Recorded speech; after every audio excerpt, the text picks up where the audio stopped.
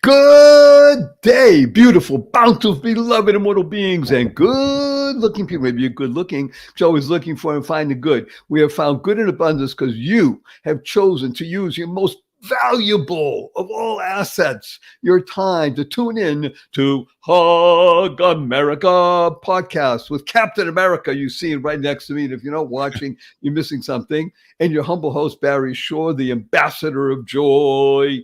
And together, wonderful Neal and I will be sharing with you stuff that will touch your mind, your heart, your tummy, your very being.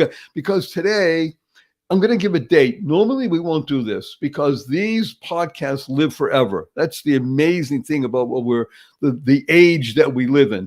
People 100 years from now could be accessing and say, wow, those people are really cool. Much like I like to do, I'll give an example, watching a Laurel and Hardy clip or something. And if you don't know Laurel and Hardy, you'll look it up and say, what is Barry Shore talking about? Or Abbott and Costello. In other words, it's almost ancient. Well, people will be doing that with us and listening to this because it will still be relevant. That's the genius of things that are good, positive, purposeful, powerful, and pleasant. They're always relevant. So the reason I'm talking about the date is because this is the week of 9/11. Now, if you don't know 9/11 and you're really missing out, you just have to Google it or search whatever you want. But 9/11 was, as much as December 7th, 1941 for the United States of America, a change in thought process, a change in direction, a wake-up call, as it were, to use a cliche. But it was also the time where some of the greatest heroes came forth and did what heroes do. And we'll be discussing that throughout the show. It's wonderful. This is the topic for Hug America podcast, the week of 9/11. It's about heroes. So I'm going to ask right away my beloved friend, Neal Foard, that's F-O-A-R-D, Foard, to regale us with a story about anything about dealing with a hero or heroes and what it means to you. And just everybody understand, Neal Foard is America's greatest storyteller. So putting him on the pedestal and saying, okay, kid, you're on. Neal? You mentioned that you referred to me as Captain America, which I do not accept as my title, because to me, the true Captain America is Daryl Davis. Daryl Davis is a musician, an African-American. He was playing in a band in a bar in rural Maryland. And he happened to be the only African-American in this band. He was a tremendous honky-tonk pianist. He used to be able to play wonderful boogie-woogie music. And when he was there playing this set, up comes this very enthusiastic man who says, wow, I have never heard a black fella play Jerry Lee Lewis quite so well. And Daryl's reaction was, well, Jerry Lee, he wasn't the one that came up with all that. I mean, there was Little Richard and there was Fats Waller and so forth. They get locked into a conversation. And the next thing you know, the two of them are having a beer at a table. And one thing leads to another. And eventually this fella says to Daryl, this bar you're playing in, this is a Klan bar, as in Ku Klux Klan. So you'll forgive me. You're a bit of a novelty here. Now, it would have been reasonable for Daryl to excuse himself and feel quite unsafe. But instead, he was overcome by curiosity. He by the way, to finish the sort of, oh, by the way, this is a Klan bar, the man also showed Daryl his Ku Klux Klan membership card. This little laminated card. And Daryl said, wow, what's that like, being a member of that? And how did you happen to come to be a member? And he asked him what his motives were, because he found it very difficult to grasp how somebody who had been so friendly to him and who after talking, and they seem to have so much in common. Their musical tastes were quite similar. How is it that you could, on paper anyway, hate me enough to join an organization whose very essence, whose very mission was kind of all about that? And over the course of time, what happened was that these two became friends. And this guy wound up introducing Daryl to quite a lot of people in the clan. And eventually this fella wound up leaving the clan because he couldn't acknowledge, he couldn't both be Daryl's friend and also stay a member of that organization. It just wasn't consistent. It was, because everything he was hearing, but everything he was experiencing, there was just too much conflict. His personal experience didn't match what he was being told. This cartoon didn't match his life experience of a real three-dimensional person who was curious and talented and lovable and non-judgmental. You can imagine what it was like when this fella sort of told Daryl that, and Daryl didn't shrink nor try to escape. Instead, he expressed what? Curiosity. So eventually, Daryl gained some fame for having converted hundreds of people, getting them to quit the clan. Most notably, many grand dragons and grand wizards who occasionally would give him their old robes as a sort of symbol. Here, like, you've converted me away from this. I just don't, my lifestyle doesn't, my personal experience doesn't match what I'm putting out in the world. So I've decided to change. And he's done quite a lot of TED Talks on this, and he's had a lot of podcast appearances. And it's my phrase. I told a story about this on TikTok and YouTube. And I said, there's a movie about him called Accidental Courtesy. It's a documentary that I highly recommend everybody watch. And even though technically speaking, the movie is not a superhero movie, I sort of think of Daryl as the real Captain America. Life, we love you. So to play a riff on that, because that's really what we are, we're in a jazz band. If anybody's watching, they can see that Barry Shore is he's older than Neal. He's older than most everybody listening. I'm 74 chronologically, and I wear what's called a kippah, a yarmulke, some people call it. So I am Jewish, very visibly Jewish.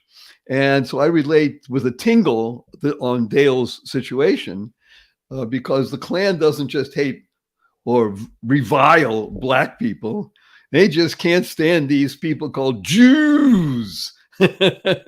Jews are right up there in the Klan hierarchy of, well, you got to hate these people because they be the essence.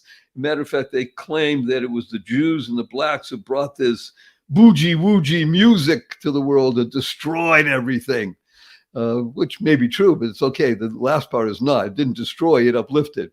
My point is that this idea of the oldest hatred in the world, anti-Semitism, I was quite taken with somebody that wanted to be on my podcast. He's a fascinating fellow. I'm not going to mention his name at the moment. Suffice it to say the following. He was the head of skinheads in a country called Germany. And unlike the Klan, they didn't wear robes and such. They went around tattooing SS insignia on their heads and on their arms and going around and intimidating, if not beating up people and causing all kinds of mayhem. And they specifically went after these days, well, this goes back almost 20 years, they would go after immigrants from other countries that weren't, in quotation marks, German. And they were looking for Jews because, hey, those are the people that caused all this problem, right? Throughout history. I had this amazing fellow on my show. And when I had him on my show, he was already, thank God, had moved beyond because of certain circumstances, much like what you said with Dale.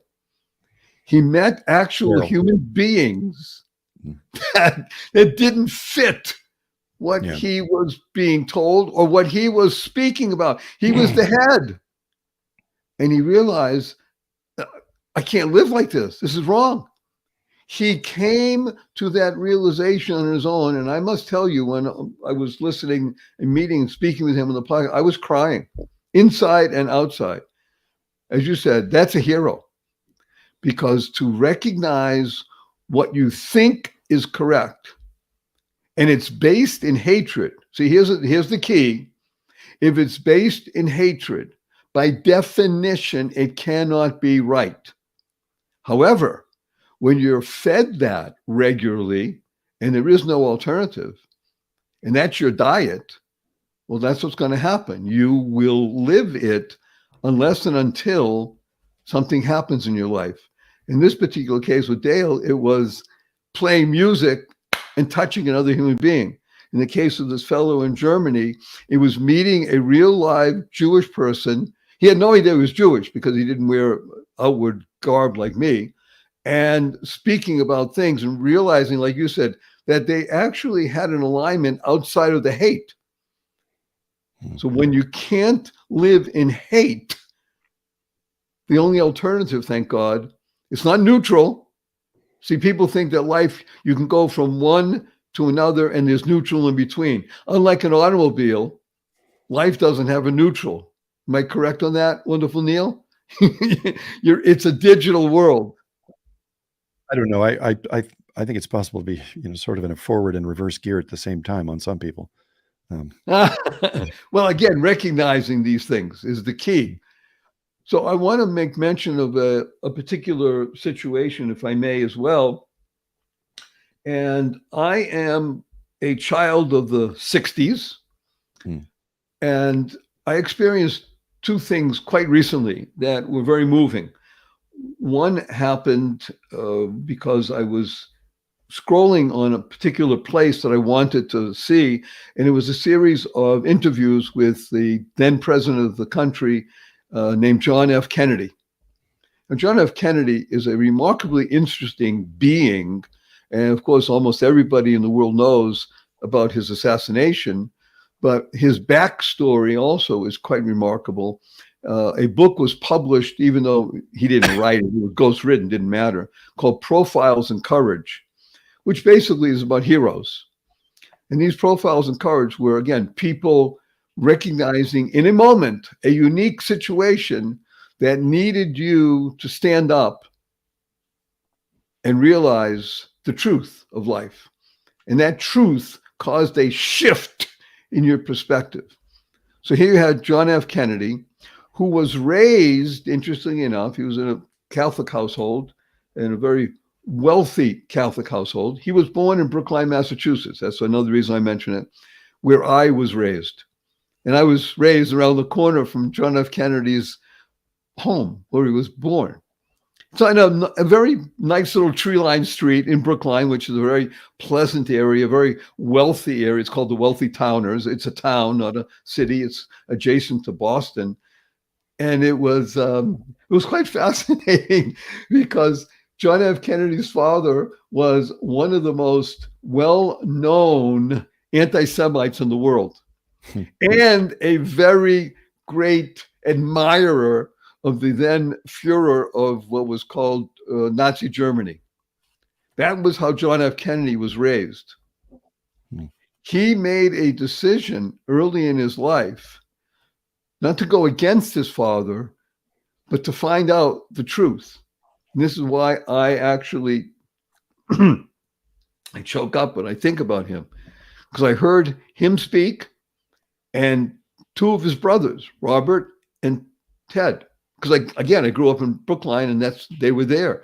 That's how they emerged as the butterflies to become a presidential, often almost presidential candidate, and a remarkably interesting senator.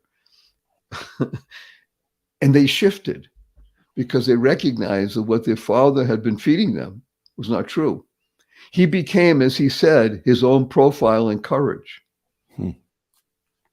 And when you hear these interviews, black and white, from 1963, just before he was assassinated, you hear an articulate, capable, loving being who was wrestling and using everything he had to try and do something based on what Martin Luther King was discussing, what was happening at the time. And you could feel that struggle. And it was powerful. And I think that's exactly what led to the great civil rights situations that, thank God, have caused America to shift and allow a number of people to remove their robes, Neal. I'm going to say this in a way that they didn't even know they were wearing. Mm.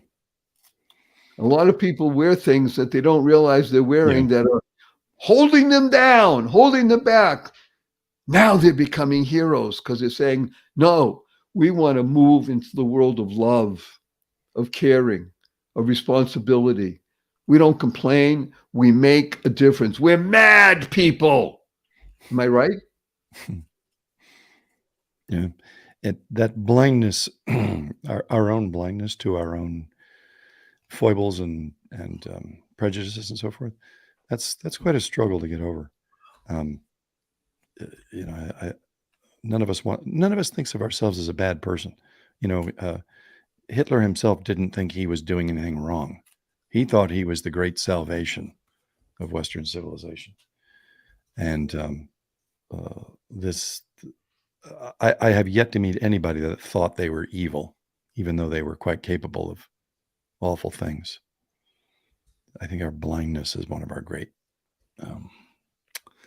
Human beings are perfectly happy to not take responsibility for things they are not aware that they're doing. Let me just do a quick pivot because I'd like you to speak to something that I find most fascinating. Again, this is the week of 9/11. What occurred with the attacks was horrific.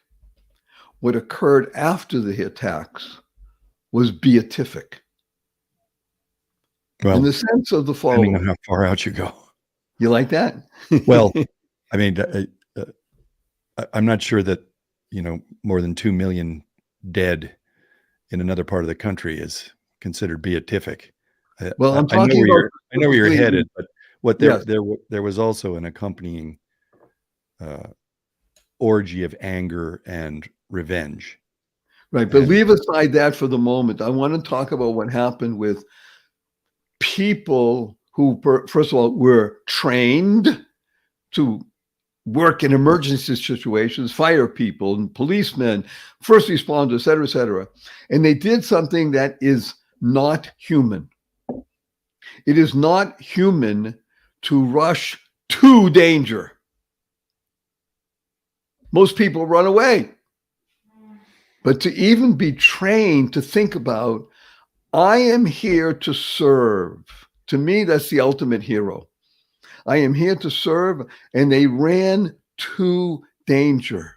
I think that's And the what did they default do? setting. I think that's the Sorry? default setting. I don't think that's not human. I think that's the default human setting, is to want to help others. I mean, it is. I think the non-default setting, the not human, is teaching people to kill each other. And Absolutely. That's the hatred. Let's talk about what happened 9/11 with the first situation, the responding, and how people of all walks of life went into burning buildings to do what you just said. The most human thing in the world. I love it. and then the city itself, post disaster, people were kinder to each other, and they felt more linked. Rich and poor tended to be in touch with one another more. Ethnicities, religions. The thing that I found most disappointing was, human beings are such a mixed bag. If they know somebody, they don't have a problem with them. It's like the Daryl Davis case, where he sits down with a guy who's got a Klan membership card, and once the guy gets to know him, he can't even understand why I ever had a problem with these people. But then you will hear these stories about somebody who's a Sikh Indian, and because they're wearing a turban, even though it's the Indian subcontinent. It has nothing whatsoever to do with Saudi Arabia or Iraq. They're attacked. There's a hate crime against them because of 9/11. That level of ignorance is a disturbing, unfortunate quality of human beings. They act out of fear, and they think that what they're doing is a virtuous act. They're embracing their ignorance rather than their. Do you remember your impulse, Barry, after the occasion? I remember distinctly the sensation that I had after realizing that this was a terrorist attack. I thought, oh no, here we go. They're gonna turn this they're gonna turn this from a crime into a war. Instead of going after the criminals, they're gonna go after a country. I remember distinctly having that unfortunate sensation. I have to tell you, I had a completely different sensation. My sensation was I was thinking about my father. I like talking about heroes.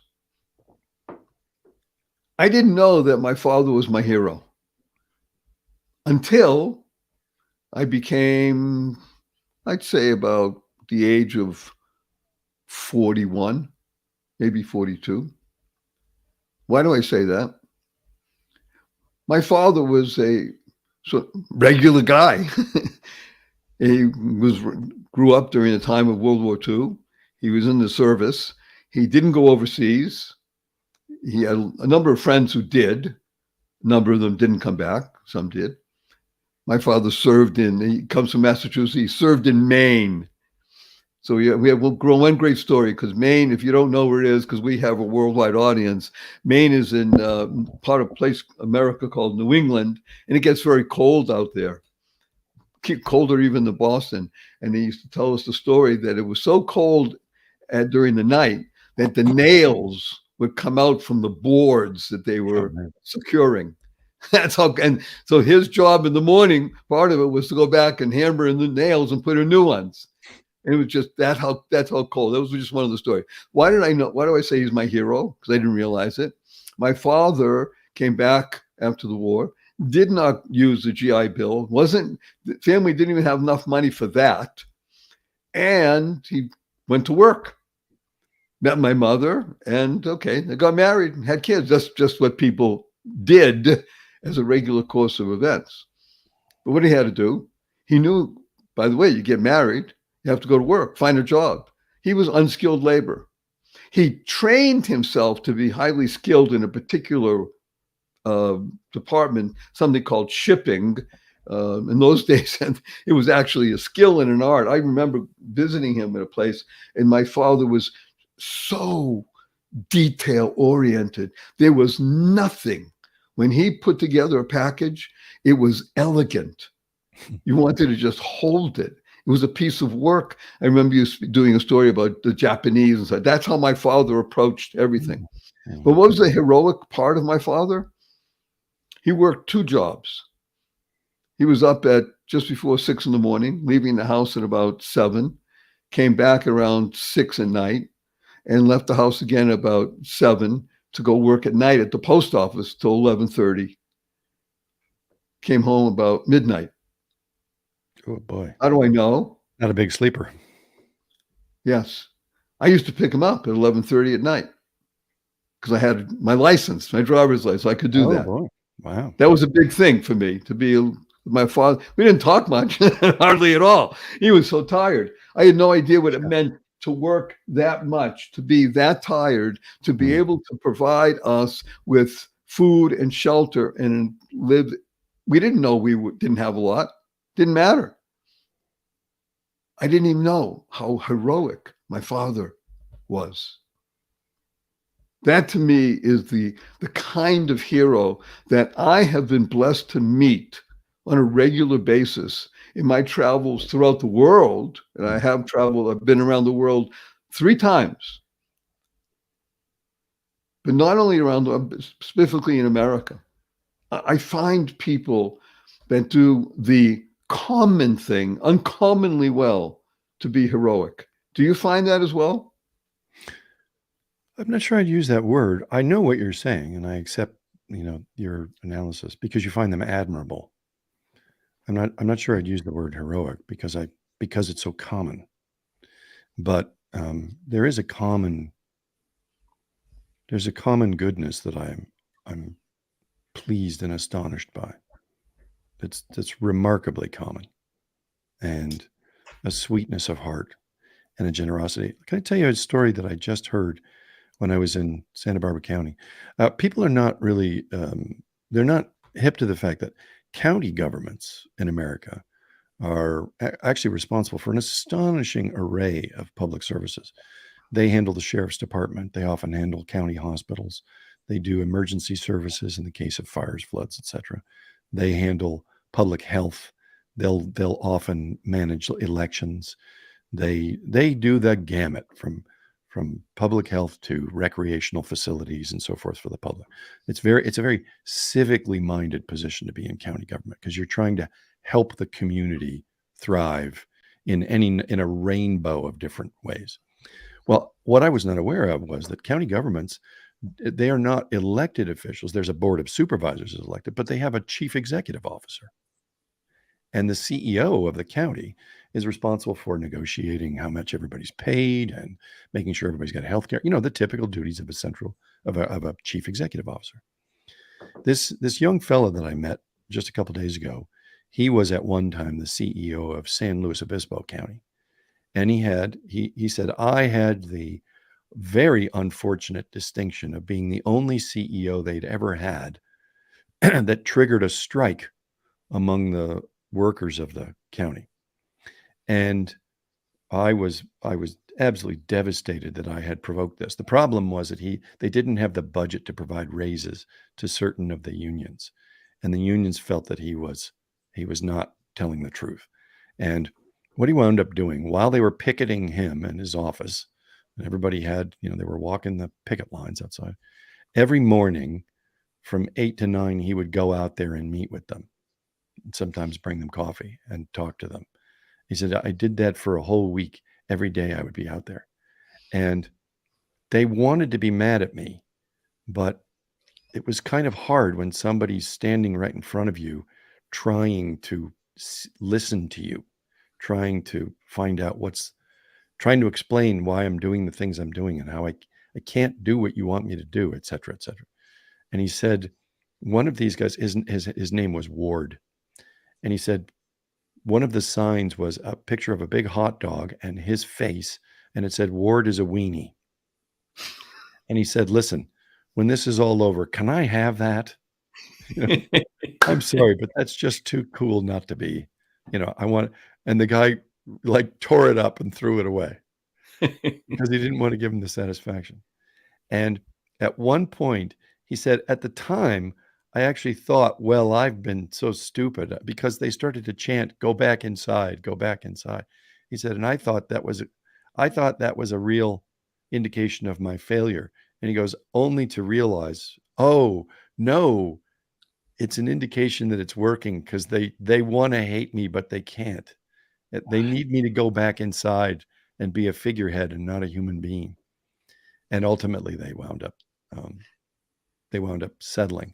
But this idea that if somebody is willing to confront the hostility, to show a human face, that to me is that's the essence of how you diffuse that kind of hatred.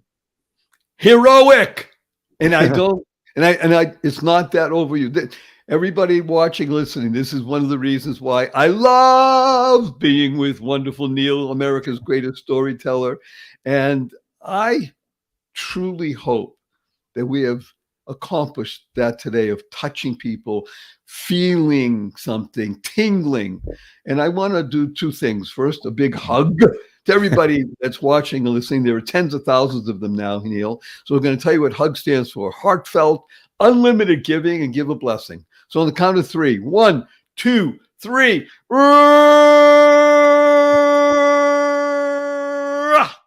And our blessing from amazing Neal and wonderful Barry is go forth, live exuberantly, spread the seeds of joy, happiness, peace, and love. Go mad. Go make a difference.